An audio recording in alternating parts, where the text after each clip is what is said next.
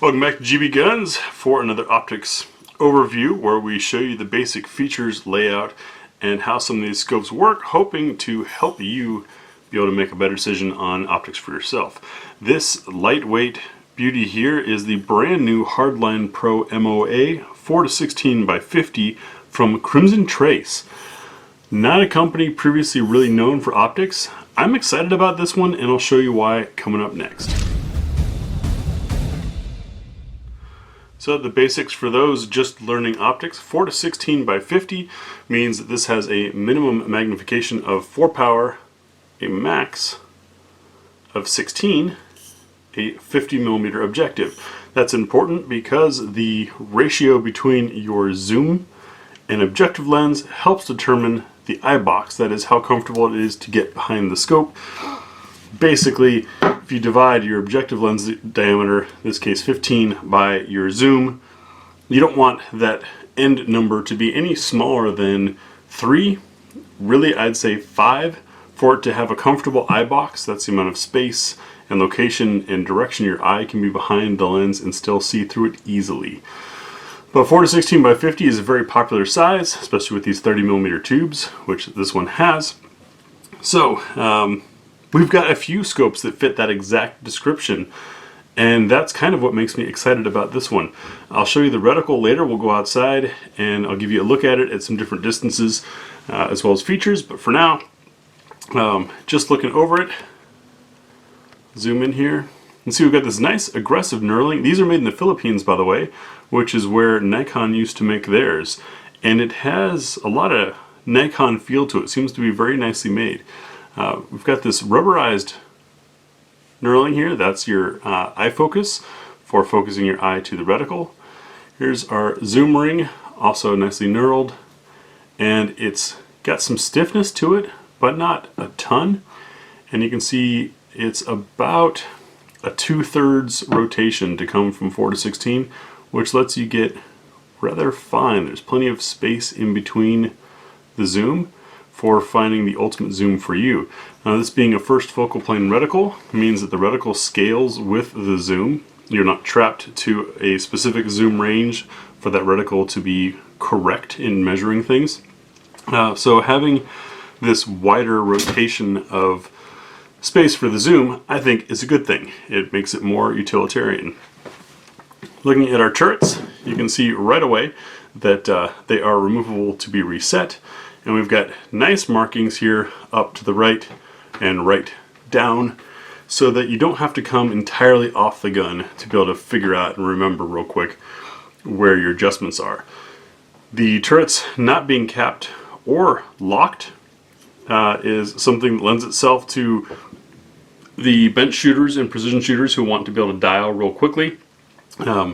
You'll see in the reticle where that would be handy. Downfall being that they could be bumped. They are a little stiff. I take that back. Once they get going, they really get going. The thing is, you don't want to risk them being bumped. I can't roll them even with this grippy terrain here. So I think that's good. Plus, since you can remove these and reset it to 0 after you're zeroed, if you were to take this hunting or in the field type thing, you would be able to see really quickly if your turrets had been bumped. As far as alignment between the markings,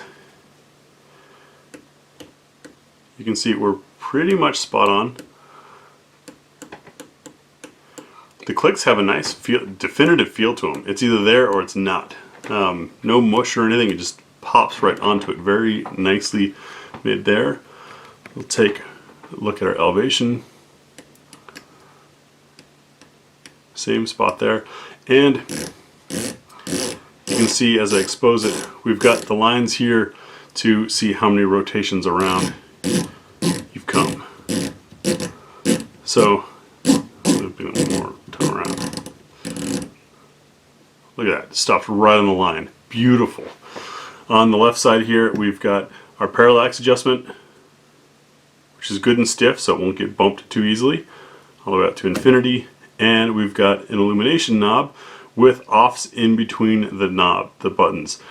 I really appreciate that because sometimes you know your favorite is most likely to be, let's say, between a 6 or a 7 depending on that day, and it sucks to have to turn the knob all the way around to get it on or off. It kind of rolls. It seems like it would be really easy to be bumped, so you might want to be concerned about that.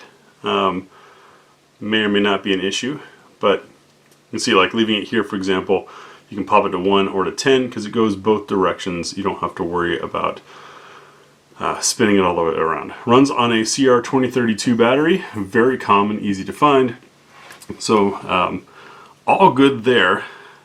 Next, we'll go outside and take a look at the reticle on a couple natural targets and give you a feel for what it looks like through there.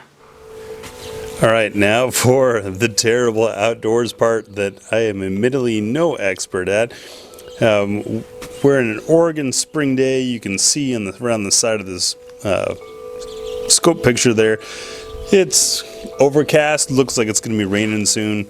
A little bit of wind going, hence the wind chimes are making their noises.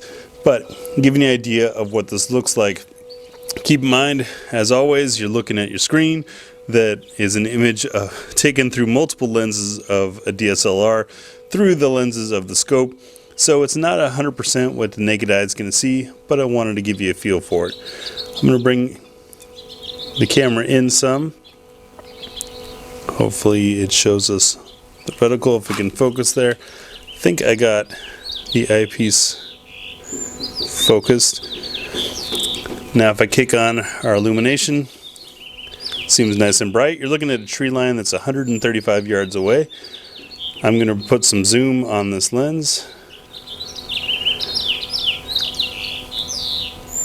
And we're losing clarity. In this picture, it's not losing as the naked eye sees it. Trying to get the camera to play with us here. Just doesn't want to do it. It's plenty sharp. And from back here, even though things are shadowed a bit, you can see the tree line through there, and you notice that the reticle shrinks and grows with the zoom. That's probably the best picture you're going to get. Sorry, the reticle's not super clear, but you get the concept there. Really crisp and sharp image. Did we luck out and find it? Nope. Camera's not going to play with us at that higher zoom range, at least not with this lens setup.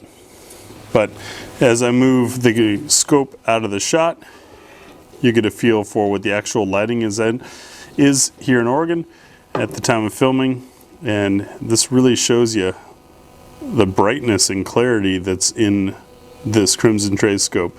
So I hope that helped some to give you an idea of what you're looking at when you look at an optic like this online. I haven't shot this scope yet, don't even have it mounted up yet. Gonna find a rifle for it and integrate it into one of our future rifle tests, and we'll give you some more feedback then, but wanted you to see what it looks like through here. Thanks for watching.